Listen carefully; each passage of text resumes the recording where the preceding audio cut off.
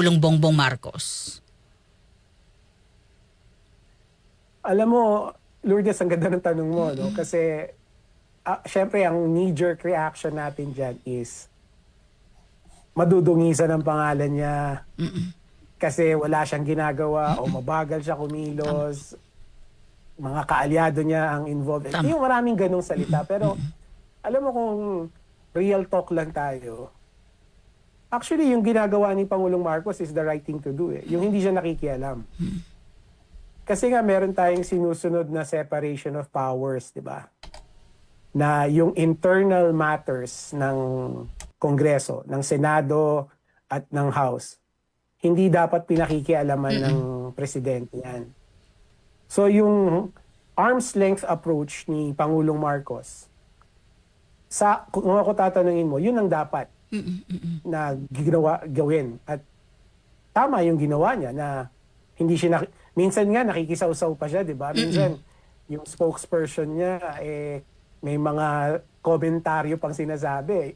Yun, hindi maganda yun, no? Kasi pwede mong sabihin na nakikisaw-saw ka, no? Kahit na ba para ka lang meron na nagko-komentaryo. But broadly speaking, Lourdes, yung arm's length approach ni Pangulong Marcos, sa palagay ko, ayun yung tama. Pero lumaking problema, attorney eh. 'Di ba lumobo siya, nagkaanak-anak na. Hindi natin masisisi si Pangulong Marcos doon kasi like I said, this is an internal problem ng Senado.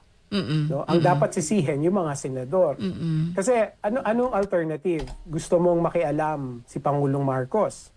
Right? Gusto mong mag-intervene si Pangulong Marcos. But that will be violating separation of powers. Right? That will be violating our constitution. Parang yung ginagawa ni Pangulong Duterte dati, right? Yung naalala mo yung nag-away si Congressman Cayetano at saka Si Velasco. Oo. Diba? Nakialam si Pangulong Duterte, sinabi niya, meron kayong Magellan formula na susundin, term sharing kayo. Hindi tama yun eh, mali yun eh, kasi that it violates the separation of powers under our Constitution.